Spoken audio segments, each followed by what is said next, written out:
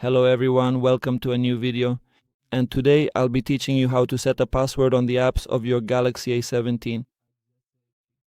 First, you'll open the Play Store app, click here on search and look for App Lock, which is the app you'll download to set passwords on your apps. We'll click on install and wait for it to finish installing. Once the app is installed, you'll click here to open the app.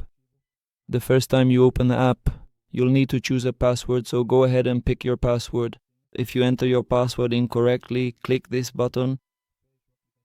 Close the app, OK, and reopen it so you can choose your password again.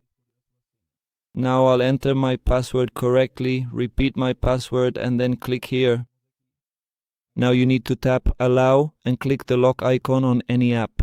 Here on the right side, click here to allow, look for the app, OK.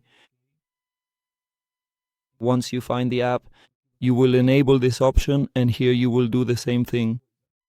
By doing this, you will set a password for several apps on your phone. In the Settings app, you can click here and here to remove the password. For the other apps, you just need to click to set a password for the app or to remove the password from the app.